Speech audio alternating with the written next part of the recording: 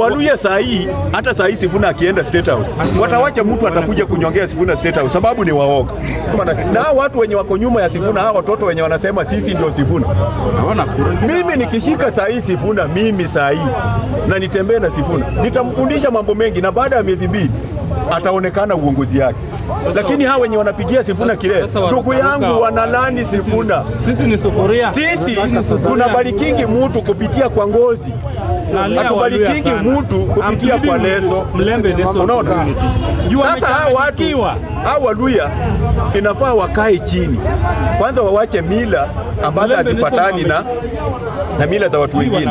Inafaa mila ya Mbukusu na Maragoli waweke kando na mila za watu wa Busia na Kakamega, waitane kama wazee wa Murembe, walete mila yao moja na waite kijana yao kando na hizi grupu zingine, wamwambie sasa, umekuja, tunasikia kwamba huko nje unatafuta uongozi, so kama uko tayari, wacha tukubaliki kuanzia hapa.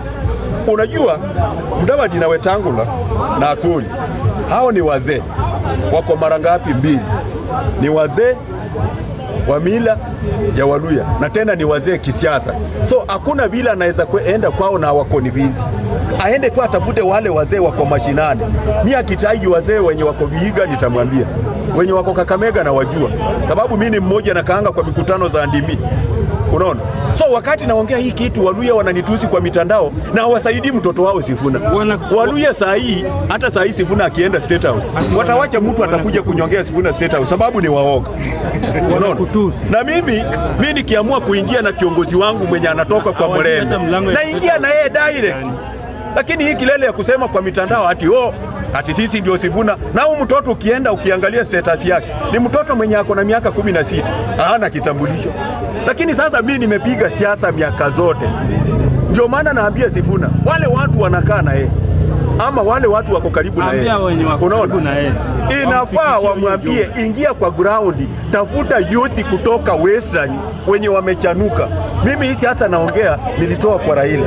Mimi nimekuwa kwa Raila, niko na maalama mapanga kwa hii mgongo. Sisi ndio tulifanya ujamazi wakati wa Raila, na tumefika mahali damu ingine ikaingia ndani yetu. So mimi nikiondoka na kiongozi yoyote Western, unaona, nikiondoka tu na kiongozi yoyote Western, nampeleka direct mpaka State House, sababu Wajaluo wanajua kulinda uongozi. Kikuyu anajua kulinda, Kikuyu ni muoga sana, lakini anajua kulinda uongozi sababu wameenda shule ya kulinda uongozi. Na sisi kama Waluya hatujaenda shule ya kulinda uongozi.